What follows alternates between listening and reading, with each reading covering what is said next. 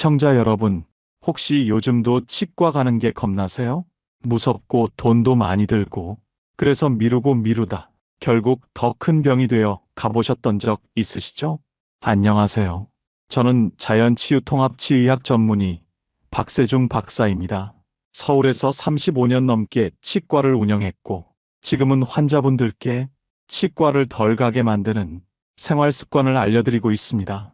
오늘은요, 치과 안 가고 10년을 버텨낸 한 분의 비결을 소개해 드리려 합니다. 무슨 특별한 약도 비싼 치료도 아닙니다. 입안에 바르는 단 하나의 습관, 그걸로 지금도 건강하게 생활 중이세요. 그 방법, 저도 인정합니다. 왜냐면 저 역시 그걸 실천하고 있고, 실제로 수십 명의 환자에게도 권하고 있으니까요. 오늘 영상 끝까지 보시면 칫솔질보다 더 중요한 구강관리법, 그리고 잇몸을 살리는 천연재료 5가지까지 전부 배워가실 수 있을 겁니다. 여러분은 요즘 치과 얼마나 자주 가시나요? 아니면 가야 하는데 미루고 계신가요? 댓글에 여러분의 경험 함께 나눠주세요. 다른 분들에게도 큰 도움이 될 수 있습니다. 그리고요, 좋아요 한번, 구독 한번 눌러주시면 앞으로도 병원 덜 가게 해드리는 지혜 꾸준히 전해드리겠습니다. 자, 그럼 바로 시작해 볼까요? 시청자 여러분, 우리는 흔히 치아에 문제가 생겨서 치과를 간다고 생각하죠? 그런데 정작 많은 분들이 치아 자체가 아니라 잇몸 때문에 이를 잃습니다. 정확히 말씀드릴게요. 치아는 멀쩡해도 잇몸이 무너지면 그 일을 못 씁니다. 왜냐면 이 뿌리를 지탱해 주는 게 바로 잇몸이기 때문입니다. 어느 날부터 양치할 때 피가 나기 시작했다면 잇몸이 약해서 그래라고 넘길 일이 아닙니다. 그건 몸이 보내는 신호입니다. 잇몸의 뼈가 녹기 시작했습니다라는 경고죠. 전문 용어로는 치주염입니다. 처음엔 그냥 피만 나는 수준일 수 있어요. 그런데요, 방치하면 잇몸이 점점 내려앉고 뿌리를 붙잡던 뼈가 녹고 결국 이를 뽑아야 하는 상황이 옵니다. 이게 무섭게 들리시죠? 그런데 실제로요, 60대 이후에 빠지는 치아의 절반 이상이 이 치주염 때문입니다. 충치 때문이 아니라 잇몸이 버티지 못해서입니다. 여기서 중요한 게 하나 더 있습니다. 나이가 들수록 이 속도가 빨라진다는 사실입니다. 왜냐면요, 노년기가 되면 우리 몸의 재생 능력이 떨어지고 잇몸에 있는 혈관들도 약해집니다. 입이 마르거나 침분비가 줄면 세균도 더 빨리 자라고요. 그러니까 이제부터는 치아 건강은 곧 잇몸 건강이라고 생각하셔야 해요. 칫솔질도 중요하지만 그보다 더 중요한 건 잇몸을 살리는 습관을 따로 만들어야 한다는 것입니다. 혹시 여러분들께서는 하루에 양치 몇 번 하세요? 많은 분들이 이렇게 말씀하십니다. 아유, 나 양치 하루 3번 꼬박꼬박 해요. 정말 잘하시는 거예요. 그런데요, 한 가지 중요한 사실을 말씀드릴게요. 칫솔질만으로는 잇몸을 다 지킬 수 없습니다. 왜 그럴까요? 첫 번째 이유는요, 칫솔이 닿지 않는 곳이 너무 많기 때문입니다. 특히 잇몸선, 그러니까 이와 잇몸이 만나는 경계 부분, 그 안쪽에 세균이 많이 쌓이는데요. 일반적인 칫솔로는 그 안을 제대로 닦기가 어렵습니다. 두 번째는 혀와 입천장, 볼 안쪽도 칫솔질에서 자주 빠지는 구역이에요. 그런데 이런 곳들도 세균이 번식하기 딱 좋은 환경이죠. 그래서 꼭 필요한 게 있습니다. 바로 잇몸까지 닿는 보조도구입니다. 예를 들어 치간 칫솔, 치아 사이사이 칫솔이 못 들어가는 틈새를 닦아줍니다. 혀 클리너, 백태, 입냄새의 주범인 혀 표면 세균을 줄여주고요. 입안 마사지, 잇몸을 가볍게 문지르거나 두드려주는 것도 혈류순환에 도움이 됩니다. 손끝이나 깨끗한 거즈 또는 부드러운 면봉을 이용하셔도 좋습니다.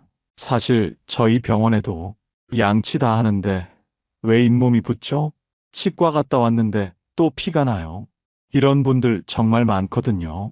그분들께 한 가지 추가 루틴만 알려드려도 잇몸 출혈이 줄고 붓기가 빠진 사례가 많습니다. 하지만 걱정하지 마세요.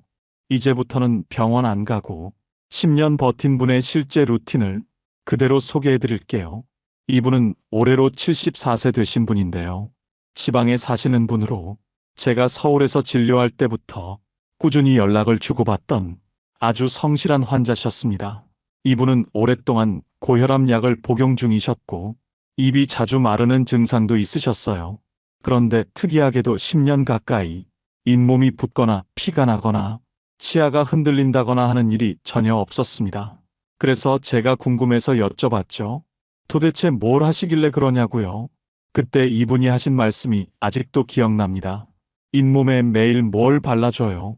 자세히 물어보니 칫솔질을 마치고 나서 깨끗이 헹군 입안에 손끝이나 면봉을 이용해서 잇몸선을 따라 천연 재료를 살짝 바른다고 하셨어요. 그게 끝이었어요. 처음엔 저도 그거로 뭐가 되겠어 싶었죠. 그런데 이분은 실제로 치과에서 스케일링만 가끔 할 뿐 잇몸에 염증이 잡힌 적이 단 한 번도 없었고 치주염 초기 소견조차 없었습니다. 이분의 루틴을 정리해드리면 아주 간단합니다. 아침에 일어나서 양치 후 미지근한 물로 가글을 한 번 하고 면봉에 천일염을 아주 살짝 묻혀서 잇몸선을 따라 쓸듯이 바릅니다. 그 다음 혀도 한 번 닦아주시고요. 저녁엔 같은 방법으로 코코넛 오일이나 프로폴리스 액을 얇게 발라주십니다. 이때는 잇몸을 부드럽게 마사지하듯 문지르시는 게 포인트고요. 처음엔 번거롭다고 느껴지지만 하루 2번이면 습관이 됩니다. 이분은 어느 날 갑자기 큰 결심을 해서 시작한 것도 아닙니다. 양치만으로는 부족하다는 걸 느낀 후에 하나씩 시도하셨던 거예요. 제가 직접 잇몸 사진을 비교해 봤습니다. 이분이 10년 전 병원에 처음 오셨을 때 촬영한 잇몸과 작년 정기 검진 때 촬영한 잇몸 사진을 나란히 놓고 봤는데요. 놀랍게도 퇴행이 거의 없었습니다. 잇몸선도 안정적이고 출혈이나 염증 흔적이 없었어요. 무엇보다 좋은 건 이분이 단 한 번도 치아를 잃지 않으셨다는 겁니다. 그 나이에 자연 치아를 그대로 가지고 계신 분 정말 드뭅니다. 저는 그 이후로 이분의 루틴을 많은 환자들에게 소개해드렸습니다. 그리고 그중 60대 이상 환자분들 중 실천하신 분들은 잇몸 붓기나 피나는 증상이 줄었다고 많이들 말씀하셨어요. 중요한 건 이 루틴이 아주 복잡하거나 비싼 제품을 쓰지 않아도 된다는 점입니다. 필요한 건 딱 3가지. 잇몸을 살리는 천연재료, 그걸 바를 수 있는 간단한 도구, 그리고 하루 2번의 시간입니다. 자, 이제 가장 많이들 궁금해하시는 부분이죠. 잇몸에 바르면 좋은 천연재료는 도대체 뭐냐? 어떤 걸 어디에 어떻게 써야 하는 거냐? 지금부터 하나씩 자세히 알려드릴게요. 제가 지금 소개드리는 5가지는 오랜 시간 동안 많은 환자분들이 직접 써보고 효과가 좋다고 입을 모은 것들이고요. 저 역시 진료 현장에서 자주 권해드렸던 것들입니다. 첫 번째는 코코넛 오일입니다. 코코넛 오일은 사실 이미 외국에서는 오일 풀링이라고 해서 입안을 헹구는 용도로 꽤 오래전부터 사용되고 있었어요. 코코넛 오일 속에는 라우르산이라는 성분이 들어있는데요. 이 성분이 세균을 죽이고 염증을 가라앉히는데 꽤 효과적입니다. 특히 잇몸이 약해서 자주 붓는 분, 아침에 입안이 텁텁하거나 냄새가 걱정되시는 분들에게 코코넛 오일을 살짝 발라주거나 입안을 가볍게 헹궈주는 습관이 도움이 됩니다. 방법은 간단합니다. 아침 양치 후 면봉이나 손끝에 오일을 소량 묻혀서 잇몸선 쪽을 따라 아주 부드럽게 마사지하듯 발라주시면 됩니다. 삼키지 마시고 충분히 문질러 주신 뒤 가글하고 뱉어주시면 돼요. 2번째는 프로폴리스입니다. 프로폴리스는 꿀벌이 만든 천연항생제라고도 불리는데요. 강력한 살균 효과가 있고 입안에 염증이 있을 때 진정작용을 해줍니다. 입안이 자주 헐거나 잇몸이 욱신거릴 때 양치 후 프로폴리스 원액을 아주 소량만 잇몸에 찍어 바르세요. 면봉이나 깨끗한 손가락을 이용하셔도 되고 시중에 스프레이형도 있습니다. 단 너무 자주 바르지는 마시고 하루에 한 번만, 특히 자기 전 사용하시는 게 좋습니다. 3번째는 천일염입니다. 혹은 죽염도 좋습니다. 염분은 적당히 쓰면 입안의 세균을 억제해주고 잇몸에 생긴 작은 상처를 보호해주는 작용이 있습니다. 그런데 여기서 중요한 게 있습니다. 소금을 직접 잇몸에 문지르시면 안 됩니다. 입안 점막이 예민해서 상처가 날 수 있거든요. 방법은 이렇습니다. 따뜻한 물에 천일염을 아주 살짝만 타세요. 그리고 그 물로 가글을 하거나 면봉에 묻혀서 잇몸선을 따라 닦아주시는 거예요. 축염을 사용하는 경우엔 축염 가루를 깨끗한 손가락에 아주 소량 묻혀서 잇몸선에 지그시 눌러주는 방식으로 사용하시면 됩니다. 절대 문지르지 마시고 누르듯이 살짝 바르는 게 포인트입니다. 네 번째는 유칼립투스 오일입니다. 유칼립투스는 원래 호흡기 쪽에 좋은 식물로 알려져 있지만 입안에 사용할 경우 강력한 탈취 효과가 있어서 입냄새가 고민인 분들에게 특히 좋습니다. 또한 잇몸에 생긴 미세한 염증을 진정시키는 효과도 있습니다. 사용법은 간단합니다. 시중에 판매하는 유칼립투스 오일 제품 중 식용이나 구강용으로 허가된 제품을 선택하세요. 절대로 향초용이나 방향제용은 사용하시면 안 됩니다. 그 오일을 깨끗한 면봉에 묻혀 잇몸 안쪽을 따라 얇게 발라주시면 됩니다. 피부에 자극이 있는 분들은 미지근한 물에 오일 한두 방울을 떨어뜨려 희석해서 가글처럼 헹구는 것도 좋은 방법입니다. 다섯 번째는 녹차 추출물입니다. 녹차에 들어있는 카테킨 성분은 입안의 세균을 억제하는 효과가 있습니다. 또 폴리페놀은 잇몸이 쉽게 붓는 분들에게 도움이 됩니다. 녹차를 진하게 우려내신 뒤 미지근하게 식힌 다음 입을 헹구거나 면봉에 묻혀 잇몸선에 바르시면 됩니다. 지금까지 알려드린 이 5가지 재료는 전부 인터넷에서 쉽게 구하실 수 있고 가격도 부담 없습니다. 무엇보다 하루에 단 3분에서 5분 양치 후에 이 루틴을 추가하시는 것만으로 잇몸 건강이 달라질 수 있습니다. 실제로 저희 환자 중 이 루틴을 3달 이상 꾸준히 하신 분들은 잇몸 때문에 시작했지만 잇몸 출혈이 잡힌 건 물론이고 입냄새가 줄어서 일석이조라고 말씀하셨어요. 지금 이 영상을 보고 계신 여러분, 5가지 중에 단 한 가지만이라도 오늘부터 한번 실천해 보세요. 실천은 복잡한 게 아닙니다. 내 손이 기억하고 내 입이 반응하면 그게 생활이 되고 습관이 되는 겁니다. 자, 지금까지 입속에 바르면 좋은 천연재료들을 소개해드렸습니다. 그럼 이제부터는 이걸 실제로 어떻게 활용하면 되는지 사용 타이밍과 횟수, 그리고 주의할 점까지 정리해서 알려드릴게요. 첫 번째, 언제 바르면 좋을까요? 가장 추천드리는 시간은 아침 양치 후와 자기 전 양치 후, 이렇게 하루 2번입니다. 특히 아침은 하룻밤 자고 일어난 뒤 입안에 세균이 가장 많이 번식한 상태입니다. 이럴 때 천연 재료를 활용하면 입안 환경을 빠르게 중화시켜주는데 도움이 됩니다. 그리고 밤에는 수면 중에 침 분비가 줄기 때문에 입안이 쉽게 마르고 세균이 더 활발하게 활동할 수 있습니다. 자기 전에 바르는 루틴은 잇몸을 보호하고 염증을 막는 데 큰 역할을 해줍니다. 두 번째, 어떻게 바르면 좋을까요? 우선은 기본적으로 양치를 꼼꼼히 끝낸 상태여야 합니다. 음식물 찌꺼기나 플라그가 남은 상태에서는 아무리 좋은 재료를 발라도 효과가 떨어지니까요. 그리고 꼭 깨끗한 면봉이나 손가락을 이용해 주세요. 손을 사용할 경우엔 반드시 손을 씻고 손톱이 짧아야 잇몸에 자극을 주지 않습니다. 바를 때는 잇몸선 바로 위쪽을 따라 살짝 눌러주듯이 바르시는 게 좋습니다. 문지르거나 강하게 누르면 잇몸이 오히려 자극받아 상할 수 있어요. 바르는 양은 눈에 보일 정도의 아주 소량이면 충분합니다. 입안은 흡수가 빠른 편이라 조금만 발라도 효과가 납니다. 세 번째, 얼마나 자주 발라야 할까요? 이 부분은 재료마다 조금 차이가 있습니다. 한번 정리해 드릴게요. 코코넛 오일은 하루에 한두 번까지 사용 가능합니다. 잇몸이 약한 분들은 아침, 저녁 모두 사용해도 무방하고요. 프로폴리스는 자기 전 한 번만 사용하는 게 좋습니다. 강한 성분이기 때문에 과하게 사용하면 오히려 입안이 건조해질 수 있습니다. 천일염은 하루 한 번 아침에 가글로만 사용하시길 권장드립니다. 직접 바르는 경우엔 이틀에 한 번 정도가 적당합니다. 유칼립투스 오일은 일주일에 두세 번 정도가 적당합니다. 매일 사용할 경우에는 반드시 희석해서 사용해야 하고요. 녹차 추출물은 가글로 하루 2번까지 사용 가능합니다. 잇몸에 바르는 경우에는 자극이 없는지 먼저 테스트해보고 문제가 없다면 하루에 1번 정도로 시작하시면 좋습니다. 이번엔 주의사항을 말씀드릴게요.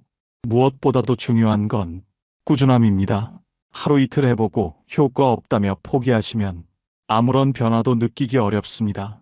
또한 잇몸의 상처나 염증이 심한 경우 천연재료라도 따갑거나 불편할 수 있습니다. 그럴 땐 바로 중단하고 전문의와 상담하셔야 합니다. 천연재료는 어디까지나 건강한 입속을 유지하는 데 도움을 주는 보조수단이지 이미 병적인 염증이 생긴 경우엔 치료를 대신할 수 없습니다. 마지막으로 제품을 선택하실 땐 반드시 식용이나 구강용으로 인증된 제품을 사용하셔야 합니다. 특히 에센셜 오일 같은 경우 공업용이나 방향제용 제품을 입안에 사용하시면 큰 부작용이 생길 수 있으니 꼭 확인하시고 구입하시길 바랍니다. 지금까지 말씀드린 내용은 어렵고 복잡한 것이 아닙니다. 하루 2번, 몇 분만 시간을 투자하셔도 입안 환경은 크게 달라질 수 있습니다. 실제로 이 루틴을 2주에서 4주만 실천하신 분들 중 잇몸 출혈이나 입냄새가 줄었다고 말씀하신 경우가 많고 치과 방문 간격이 줄어들었다는 분들도 계십니다. 지금 이 영상을 보고 계신 여러분, 오늘 저녁부터라도 양치 후 한 가지 재료만이라도 한번 바르면서 시작해 보시길 바랍니다.